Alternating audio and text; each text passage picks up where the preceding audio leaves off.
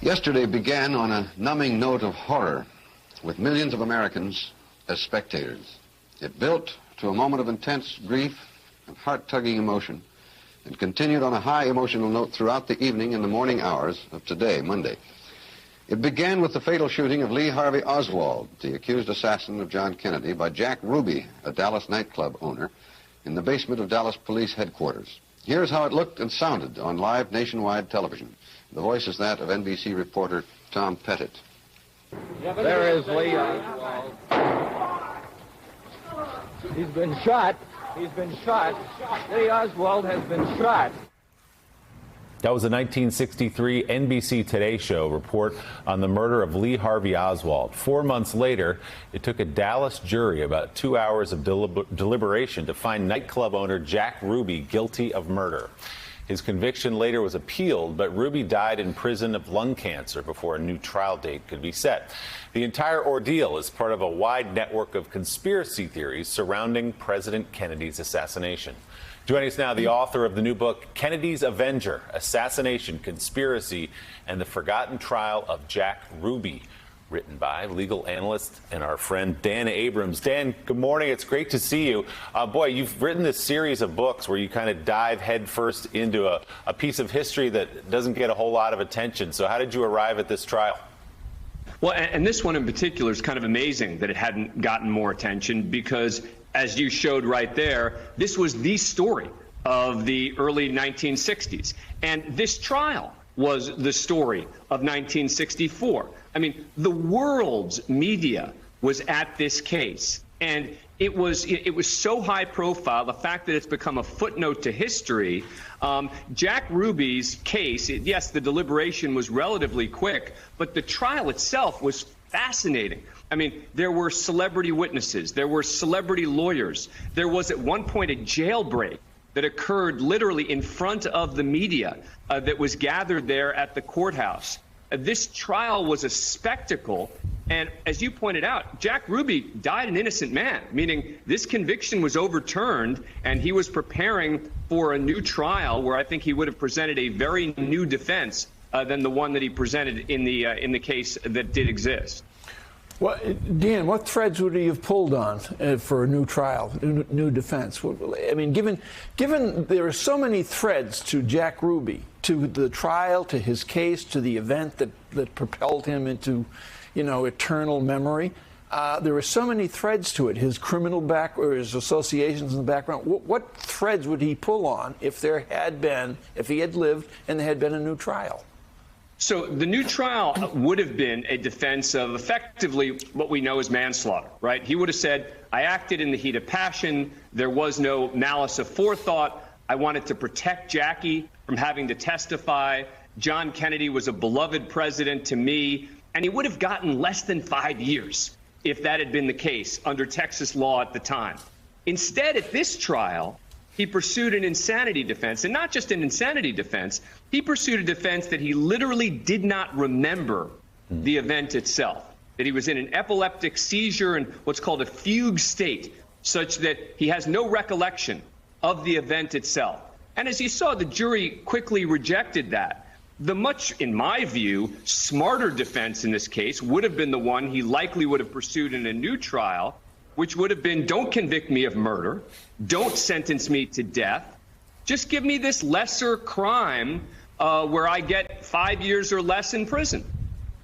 So Jack Ruby's lawyer chose to try that insanity defense. Dan describes it this way in the book, quote, when Melvin Belli announced his defense strategy, many suggested he might be the crazy one, but he had fought enough battles in enough courtrooms to remain confident he could convince a jury Jack Ruby was a sick man and not in control of his senses when he had committed what would ordinarily be considered a murder. By laying out his approach in the bail hearing, he had now provided prosecutors with an early roadmap of the case to come. But Belli also felt disclosing his defense in advance could help in the court of public opinion, the venue from which the jurors in this case would be selected. In fact, the defense had commissioned Jay Clements, a marketing research firm, to poll Dallas residents about whether they believed Ruby was sane. In December, 66% answered yes. But after intense coverage of the two bail hearings, the firm asked the same question again, and this time only 40% responded that they thought Ruby was sane. Belli's gambit appeared to have paid off, Jonathan. Well, that, certainly, Dan, it's an interesting idea as a defense. But tell us a little bit more about Jack Ruby. Who's been shorthanded in history as simply Dallas nightclub owner. And then we see that video clip that we just saw again this morning. Who was this guy? Take us as to who he was as a person. What led him to that moment? You know, he was sort of a ne'er-do-well. He was a nightclub owner. He had a bunch of failed clubs. He never quite was able to succeed in anything that he had done. And a lot of people look to his background to say that's the key, right? This is a guy who had low-level mob connections. He'd been to Cuba in 1959, and that shows that he was probably part of some sort of conspiracy to kill John Kennedy. But when you actually dig into who Jack Ruby was, he was a loser. I mean, he was one of sort of life's losers. And, increasingly, he did develop some level of mental issues. Now, the question became, how severe were they? What was the cause of them, et cetera?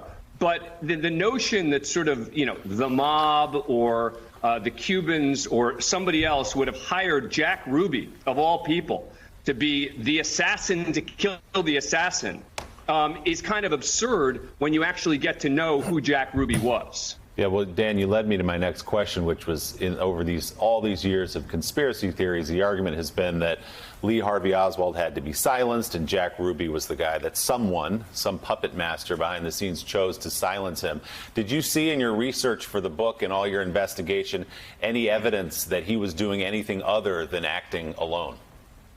So we don't draw a conclusion in the book about that, right? The book is about the trial, but I will tell you that having now researched this, I don't think there's a chance that Jack Ruby was acting with anybody else. It is clear to me that Jack Ruby was acting alone. And how do we know that? I think there are three key factors. Number one is the timing. Lee Harvey Oswald was supposed to be moved at 10 in the morning on the day that he was killed. All the media was there by 10 a.m. to watch Lee Harvey Oswald be moved. Jack Ruby is still at his home. He eventually gets near there at 11:17 a.m., an hour and 15 minutes later, because he's wiring money to someone who worked at one of his clubs. He finishes with the wire, gets the receipt, happens to stroll over to the police station, and lo and behold, within a minute, Oswald is walked out. And he takes that opportunity to kill him. If he was there as an assassin, you get there on time. You don't take the chance of being an hour and 20 minutes late and then say, oh, look at that. Lo and behold, we got lucky. He also had another opportunity to kill Oswald on the Friday, 2 days before, when Oswald walked right past him. If he was an assassin hired, why didn't he do it 2 days earlier? And then finally, he left his beloved dog, who was like he referred to it as his child, in his car. Knowing Jack Ruby, if he was planning on doing this, he would not have left beloved Sheba in the car. Sheba, wow. Hey, Dan, one element of this thing is striking to me, the American judicial system. So John Kennedy is killed on November 22nd, 1963. Jack Ruby kills Oswald or shoots Oswald on the 24th. And this trial is held early in 1964. The speed, the pace of the judicial system then on this one trial compared to what happens today. Today, if it happened, it'd probably be tried 2 years from now. It's a really good point. And when you think about the fact that there was also a ton of expert testimony in this case about his psychological state, typically those cases take even longer to allow the experts from both sides to spend time with the defendant, to write reports, et cetera. But you're right. This case moved very quickly, but I'll tell you that was in part because the defense wanted it to move quickly. Ruby's attorney wanted it to move quickly, and typically in these cases, it can often be the defense asking for that extra time. It's a fascinating story, and you're right, undercovered by history. The new book is Kennedy's Avenger, Assassination, Conspiracy, and the Forgotten Trial of Jack Ruby. Dan Abrams, congratulations on the book. Always good to see you, my friend. Thank you for having me. Appreciate it. Mika?